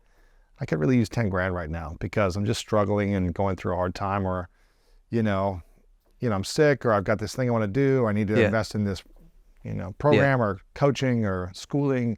Can you just borrow me 20 grand, 2 grand, $500? Like, I just need some help right now. Yeah. How do you know when to give money to a family member or a friend? And they will steward it. So versus they've created bad habits in their life. That's the difference. Keep them needing a bailout. That's the difference. What are they gonna do with it? It's a heart matter. If they're just grabbing, and you know that they're gonna do something wrong, or it's not gonna help them create more value, that's a hard no. Even loaning money is like the borrower is slave to the lender. Like, why would I do that with a family member or friend? If I'm gonna help them, here, like just take. I don't even want to know.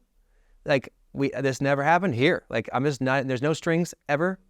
But I usually will try to help friends create value. My friends call it the Donnell effect, because I'm a strategy mind, engineer mind, created billions and billions and billions of dollars in value with all my friends' businesses. So they come to me and they're like, hey, I'm having this issue. How do I 10X it? How do I fix the financial issue, the product market fit, the scale problem, the cash burn? And so I would much rather help them create value in the world than just fix the whole thing so they don't learn anything with the check. Right? That's the main thing. Gotcha. And if they're creating value, you might help them along the way. Sure. If they're Investing showing that they're adding value in certain ways. That's right. They're taking the steps for themselves. Yeah. What are your thoughts on debt? Because we were mentioning this kind of before about there's, one camp that says have zero debt. Who shall remain nameless? Yeah. The fight I was in? Yeah, there's one camp of mindset, which is don't have any debt. They're going to know who we're talking about, dude. Pay everything with cash, get out of debt, pay off all the loans you have and start building wealth. And there's other camps that are just like, borrow as much as you can. Kiyosaki talks about this, borrow, borrow, borrow. I don't have cash. Cash is stupid. Yeah. Cash is trash. Cash is stupid. There's two different trains of thought. And then there's a middle that's kind of like a balance of that's like, what I'm I gonna said. borrow some. Where do you think about debt and taking money from banks or other people to go invest in things that may or may not work out? Yeah. There is risk to that. So I would say this. Versus I only pay everything in cash. Yeah. And I don't, work the financial system in any way. So here's what I'm going to say about debt first, because I work with children and families. Debt is a level 3 conversation. What's level 1? Basic financial competency.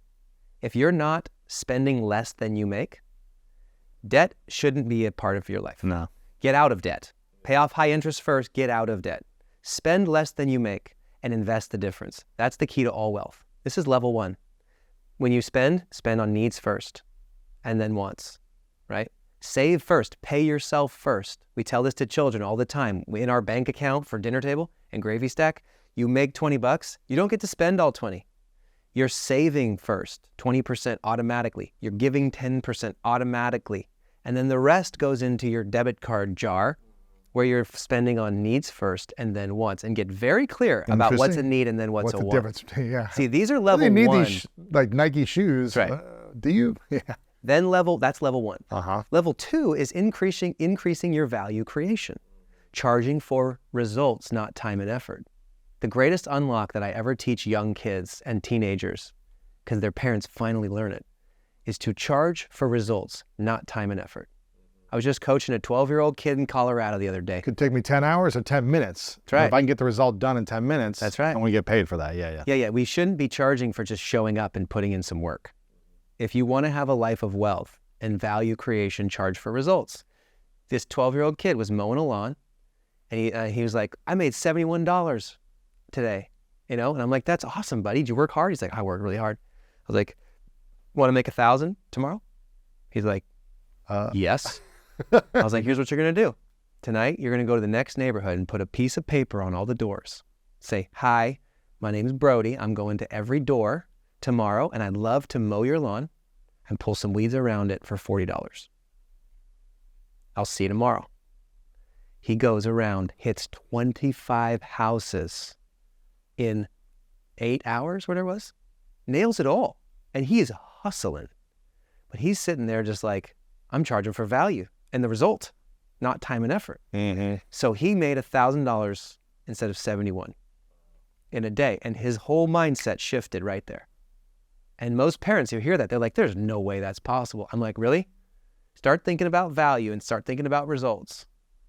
I just went to a business and they were going to pay me like 30 grand to coach them. And I was like, no, I'll take 10% of the upscale of what I do for you, charge you nothing right now. Right. I won't tell you how much we made. That's great. They 10X their company. Wow. It's great. The company. Right. It's big. So this is what happens when you think about results, not time and effort. Mm-hmm. Wow. So debt as an adult though, If you're thinking Now level 3. Yeah. You got me thinking on so many things that I want to be telling kids because I have a huge family call coming. But It's yeah, good. level I'm 3. prepping you for that. are. You know? So level 3 with debt, there's a huge difference between appreciating and depreciating debt. Okay. I don't like either of these camps. They're like, it's all or it's nothing, right? I don't agree with that. There's appreciating debt and there's depreciating debt. What's the difference? Depreciating debt is high interest, credit card, shark loans, paydays. I mean, this is controversial. College debt. Yeah. See, if you have kids that you think college is good, you might think it's not. Like, that's another conversation.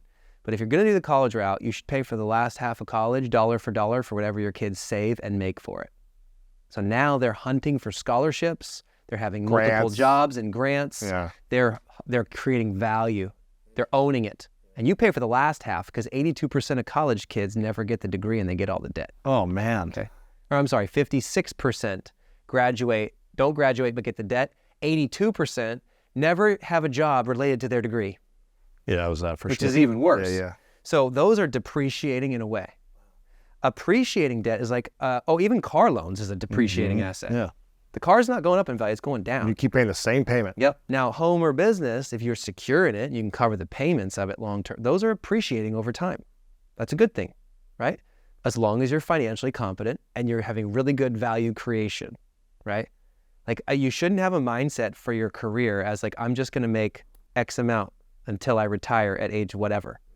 You should be constantly thinking of, I'm going to up-level my value creation skills in the world, okay? Hone them and drive them and go up and up and up. That's the thinking. Wow. Okay. That's fascinating. What is the thing that you wish more people knew about around money that most people don't talk about? There's so much. It'll never make you happy, okay? I think the reason why money trauma tricks so many people is they think it will fix so many things. And it doesn't. Do you know how many billionaires that I'm trying to coach that are miserable? Why are the billionaires miserable? They're not miserable because of the money. They're miserable because of what the money did. What did it do? Ruin their marriage. Kids won't talk to them. What they sacrificed to get there. Lost priceless things. So there's a point where you're like, yeah, you got to be fed. You got to be clothed. Probably have good shelter. Do some fun stuff. But that's a smaller number than most people think. What you really should focus on is being rich in relationship, in mindset, in values, Yes. in family, belief. Those things are what create a wealthy, rich life. Wow. I know so many wealthy people that are miserable. What do they say to you? You know, someone who's 40, 50, 60 years old who's got 100 million in the bank or $1 billion in net worth or whatever it might be, but they're on their second or third marriage, their kids don't talk to them, or they just have some weird relationship dynamics that are controlling or power struggles. Oh, it's not just that. Their cousins won't talk to them. Their siblings are jealous and mad. Their old friends are no longer talking. The air is rare and lonely. That's what it is. So some of these guys and gals, and I was talking to a woman who did it. She's like, I have no one. And it was not because I did anything wrong. I made every dollar fair. I showed up for people, but I am in rare air. I'm at the top of the mountain and it's lonely and I have nobody to unpack this stuff with. And the people that I loved before, I would just want stuff. They don't understand me. They don't understand me. They I don't can't know how to connect with it. me about this. Yeah. Loneliness. So how do you not be lonely and also create financial wealth and abundance at the same time? Be generous. A family that, if you want to live together, pay to a point. Pay to a point. Be generous, but pay to a point. Yeah, be generous. Don't be. No, pay to a point for your kids and then give. Yeah. Right? Like, you want to be generous. Like, if I know billionaire families, the Hobby Lobby family is a great example. They give away billions as a family, and they give it together. Gen 2, Gen 3, and now Gen 4 give together. How do you give when it's not your money that you didn't make? Yeah, they help. They have a stewardship mindset. So David Green, who's a good friend, he basically has the kids and grandkids, they get votes on like, hey, what are we going to do with this together? And they give together. You want to live a long time as a legacy family? Give together. Wow. Because now you're not having that jealousy and ambition, like selfishness and pride and entitlement and lottery ticket syndrome, you're giving it. You're stewarding it. You're not saying this is all mine. And yeah. And those kids are killers, by the way. I know Derek, the grandson, he's my age. Guys, he's built up from UPS grounds like technician all the way up, managing hundreds of millions of dollars. This guy's a killer. Wow. So they teach value creation. They're one of the families that we have in our 100. We study it. If someone has created a lot of value in the world and they've built a business and they've, built something, they've exited, they've got a lot of money and they're running a big organization, yet their family just has no clue or has a completely different lifestyle. It just doesn't understand that lifestyle. Nothing wrong, right or wrong, just doesn't understand them. And they have isolated themselves financially from their circle, their friends, their family so far that they don't know how to connect with them financially or emotionally anymore. Yeah. What can they do to start to reconnect with friends, family, and their circle that has no clue about their financial literacy or abundance on what they've done to get there? Yeah. I have a lot of families in this boat. They're separated, they're isolated, they're struggling. Because They're lonely, they're divorced, all these things. Everybody has crazy. Everyone, dude. I had a great uncle that blew himself up through a roof of a barn because he was depressed. We call him Crazy Uncle DeWildy. He did it 100 years ago. Every family has crazy. So I think you have to get to a point where your family, you're okay loving them no matter what. Because there's hurt there, there's trauma there, there's sadness, jealousy, there's jealousy and pain. You have to almost get to a point where you're going to love them no matter what.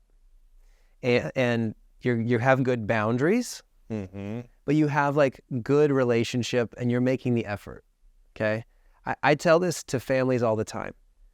Rules and relationship together is rocket fuel for children. But if you have rules without relationship, it's rebellion, okay? That's and true. This is so true if you're an older person with siblings and cousins and parents and you're crushing it, and there's this isolation. You've got to have good boundaries with them and like have the hard and the good conversations with them. But also just focus on the relationships, knowing it's never going to be perfect. Yeah. Because you have boundaries around things. And just like working on your love. Because parents ask me this all the time. They're like, I feel like they're not listening. I feel like I'm isolated. I feel like my kids don't care. And I say this.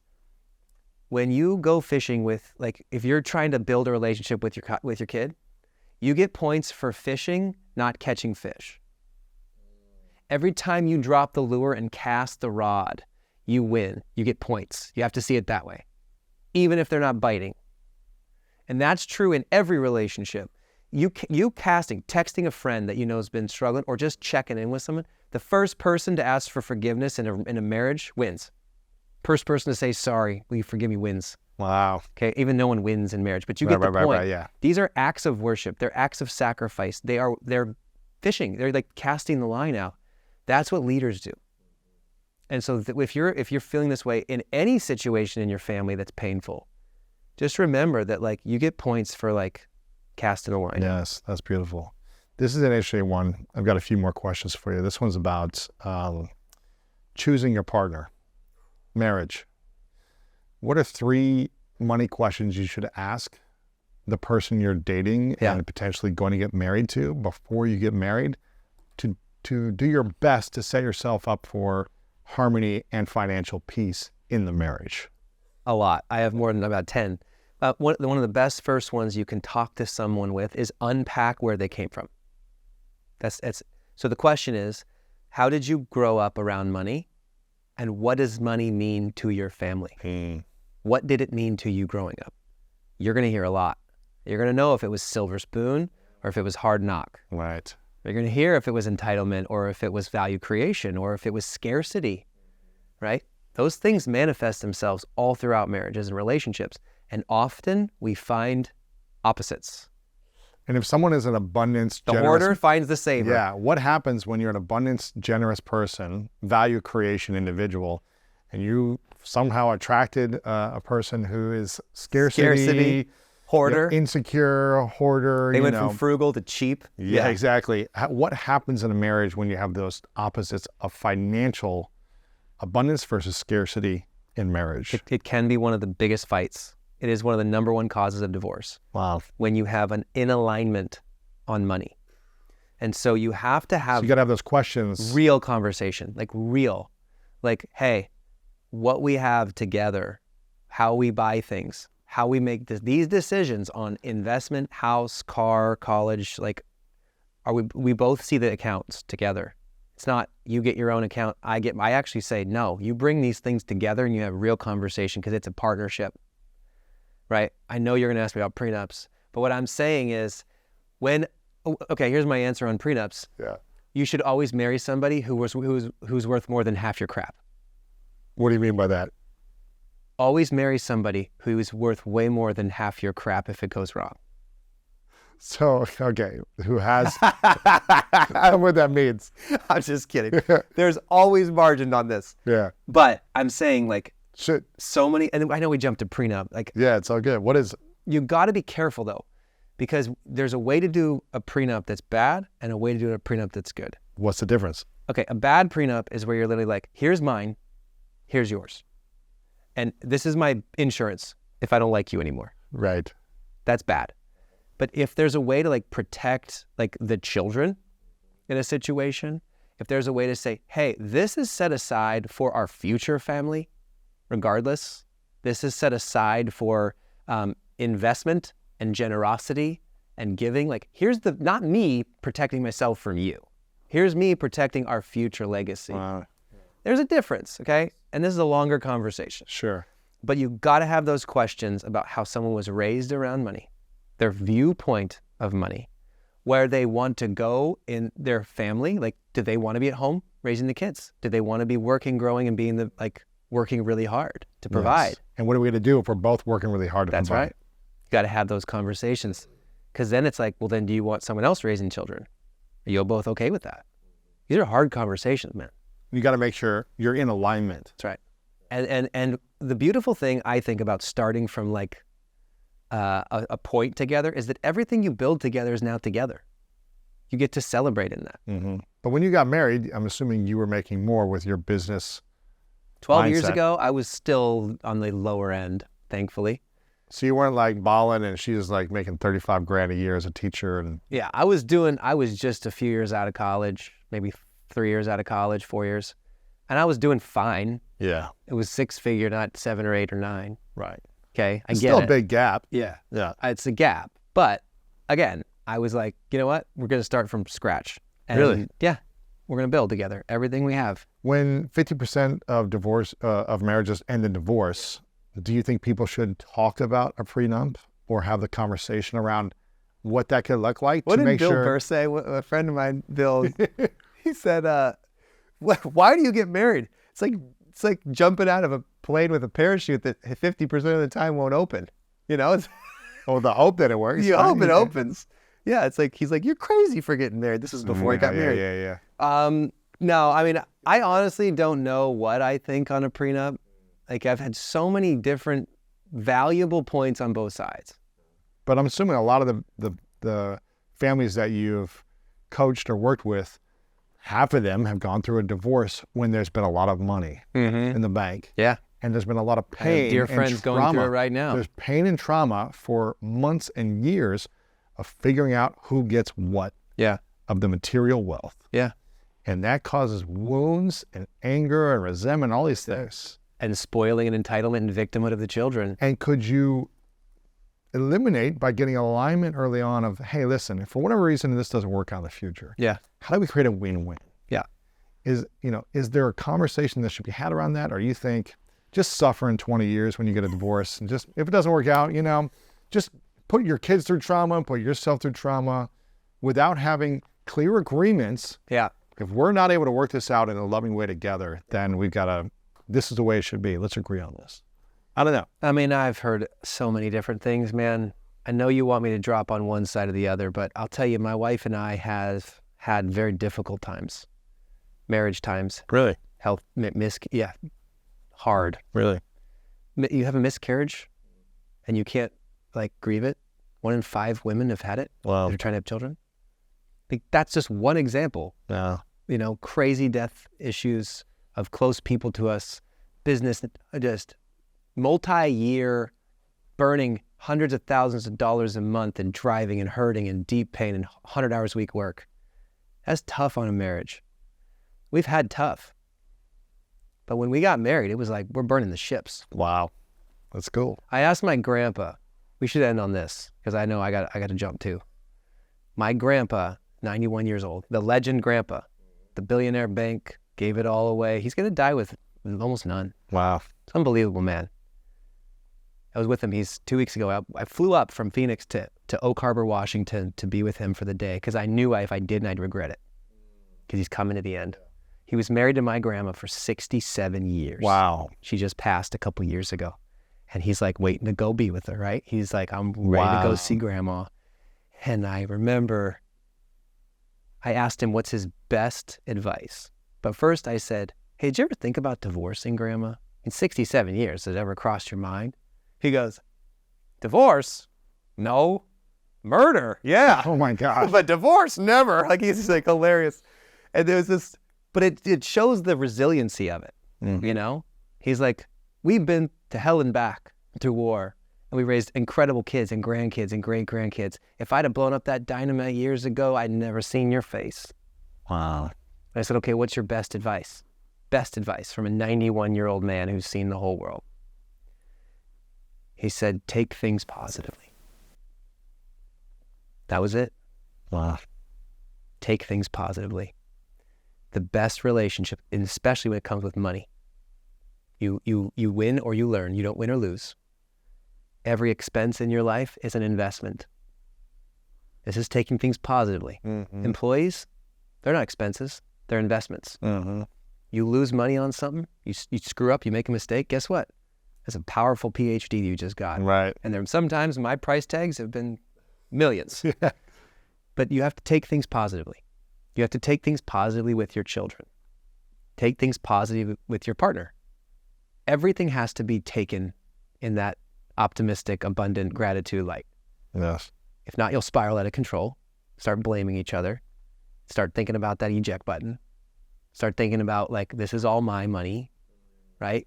How dare these kids do X, Y, Z? I wish my spouse would only love me in this way. It would fix everything. How dare, like, you got to take things positively. And so for Amy and I, just back to your question on prenups, we don't have one. We had very little when we started though. She's worth half my crap. I'll just give you that. She's worth more than all I have. Wow. I mean, like I don't know, there's a beauty in that. I just love the fact that we burned all our ships. Wow. Beautiful, man. And I'll die with her. Wow. One of us is going first, but like, we're going, no matter what happens. That's beautiful, man. I got 2 final questions for you, but before I ask them, Scott, I want to acknowledge you for the value you add here and the value you add to so many millions of people, parents, kids, and the many millions that you will be adding value to for many years to come. Because I think this is one of the most complicated and challenging topics for people. Besides love, money is challenging and complicated and scary. I think it's scary for a lot of people, like the fear around, how do I make money? How do I invest money? How do I make sure I don't lose all my money? Yeah. How do I, what do I spend it on? What are they going to think of me if I do the wrong thing with all money? These things, man. It's just like there's so much fear around money and insecurity, lack of knowledge, and lack of information. Yeah. And lack of experience that people have with money in general.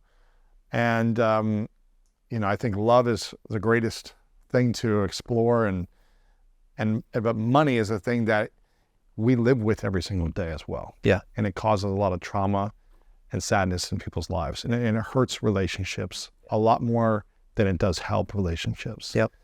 And it sounds like you're adding value for people to learn how to use money to help relationships and make it fun. Make relationships fun, families fun. Totally. Being a parent fun, being a kid fun, as opposed to being in fear around money. So I want to acknowledge you for your desire to put yourself out there more and not be behind the scenes, but be in front of the scenes and share and use your voice and the decades of wisdom that you learned from your grandfather and great-grandparents who have brought you this information, this legacy, so that others can have harmony around money as well. So I acknowledge you for that, Scott. Where can people go to learn all these things? Because like I don't have kids yet, but I want to learn more of this so I'm prepared when I have kids. So how can we figure out the 6 strategies? How can we figure out how to create a family crest and value system and all these different things? Yeah. We get a lot of pregnant people, by the way. Yeah. They're like, oh no, I'm going to be a dad. I'm going to be a mom. So we have a bunch of things. Social media, I'm Scott Donnell, pretty easy, but we give out daily content. But Dinner Table is really our brand. So we have our 18 strategies in there. We have the home economy. It's a free course we give. So if they go to community.dinnertable.com, and then we'll just do /Lewis on there. But yeah, community.dinnertable.com. It's our free parenting community. So this is what I'm realizing. So it's a free community. Yep. 7 million families that we've served and across all of our companies. The best way that you start doing this and keeping accountable is in groups, coaching with other families, other parents that have kids 5-10 years older. They're telling you what they did. Crazier. Yep. Celebrating wins, asking questions. Here's what worked. Here's what didn't. And then facilitators that we train up. We call them licensees. So now anyone can license our brand and have like a 6-figure business in a box. We give them all the tech on Go High Level, all the white label, everything. They give it to their employees. They give it to their clients. They give it to their schools. They give it to their coaching, community, their mastermind. So we're just opening it up as a platform for anybody to take and run with. Wow. So if people just go to like dinnertable.com and like send in like a message to learn more about it. Is there a place that they can get like templates and tools as well? Yeah, we have in that free community, the Dinner Table community, we have the home economy. We'll start with the home economy. It's a free course that we give out to everybody. So it's like, here's how you do expectations. Here's how you do expenses. Here's how you do extra pay. Here's the setup. We have our app that's free. That's like the bank. Got it. So these courses with the strategies and the home economy, that's all in dinnertable.com. Yep. And they're free. Community.dinnertable.com. Go there for the community. Go there for the resource. We have a child readiness score. We have our book for $1 quiz funnel. We have a quiz. We have all these things. Yeah. Okay. Just a ton of stuff. A lot of free courses too, though. Yeah. Teach us. Tons of free stuff. And then if people want to join our live coaching, it's like a few $100. Sure. And then it's like a monthly coaching they get? Monthly coaching with a bunch of other families. There's like dad groups, and there's grandparent groups, and there's a special needs group for families. There's cool. Teenager groups. There's single parent groups. Like there's all these different groups that people are forming as licensees. And I'm training, and our team trains them on how to facilitate all this coaching. Wow, that's cool, man. And they just run with it. There you go. It's fun. Scott Donnell on social media, dinnertable.com, community.dinnertable.com/Lewis, all these different places. We'll link it up as well. But where else can we send people to? Is this the main place? Yeah, this will be the main spot. Okay. 2 final questions. This is a question I ask everyone at the end. It's called the 3 truths. It's a hypothetical question. Imagine you get to live as long as you want to live. You can live beyond your grandfather right now. You could be 100-something, right? And you actualize all of your biggest dreams times 1,000,000. And you have the health, the relationship, the family, the children, the great-grandchildren, and the impact that you want to create. And you steward your money and all these different things, they happen, the vision that you have for yourself from this moment into that last day. But for whatever reason, in this hypothetical scenario, you have to take all of your work with you. So this content that you're creating and will be creating, we don't have access to it anymore. Hypothetically. Yep. All the courses, all the books, all this content, the social media, all of it gone. Hypothetical. But on the last day, you get to leave behind 3 truths. And this is all the world would have of your content and your information. Everything that you've gained wisdom on, that you would leave behind. That's it. What would those 3 truths be for you? What you don't heal from, you will pass down. Mm-hmm. Tip well. That you can unpack that for a lifetime. And this is the one thing my mom said when she dropped me off for college. She just gave me a big hug. She said, if it doesn't point to Jesus, there's no point. Wow. What she meant was live a life that loves other people above yourself. Wow. Right. Those are beautiful truths. I don't think I've heard those three before. Before I ask the final question, why tip well? That's what my dad said when he dropped me off for college. In his hand was a $50 bill when he shook it. There And you he go. said tip well. And the point here is you can't outgive God. Mm-hmm. And you want abundance. You want a bigger pie mindset. You want to live this way or this way. Tip well. Care for other people. Care for the waitress. Care for the Uber driver. I just tipped my Uber driver $98 before I got in here. Wow. Like, you tip well. And it's a mindset. You pay your people well. You make sure partners do well. I pay myself first when I'm like building business, but I'm making sure that everyone's taken care of. That's life, man. Tip well. That's beautiful. Final question, Scott. What's your definition of greatness? Meeting the dream version of yourself at 70 and liking the guy.